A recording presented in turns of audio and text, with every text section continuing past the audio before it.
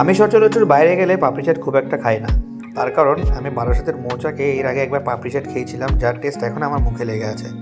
So পাপড়ি চাটটা আজকে আবার খেতে চলে আসলাম। সো কীভাবে পাপড়ি চাটটা বানাচ্ছে তাই তোমাদের সাথে একবার শেয়ার করছি। দেখতেই পাচ্ছ খুব ইউনিক স্টাইলে পাপড়ি চাটটা বানানো হচ্ছে। সো এখানে আমার আর গায়ত্রীর পার্সেলটা নিয়ে নিয়েছি। এখন পার্সেলটা তৈরি হচ্ছে আমাদের এইখানে দই, চাটনি, নানা রকম মশলা, ছোলা, আলু সব কিছু দিয়ে দিয়েছে এখানে। আর খেতে অসাধারণ হয়। তোমরা এখনও যারা যারা খাওনি একবার এসে ট্রাই করতে পারো। আর যারা যারা বারাসাতের মধ্যে থাকো তারা তো নিশ্চয়ই জানো মৌচাকের পাপড়ি চাট কতটাই টেস্টি।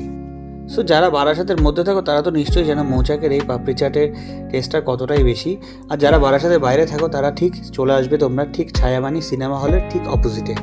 এখানটাতেই এই পাপড়ি চাটটি পাওয়া যাবে। পার্সেল হচ্ছে 60 টাকা, আর যদি তোমরা সিঙ্গেল পার্সেল না নিয়ে খেতে চাও সেক্ষেত্রে তোমাদের প্রাইস পড়বে 57 রুপিস। সো ফাইনালি বাড়িতে নিয়ে এসেছি, এবার পাপড়ি চাটটা খেয়ে নেবো।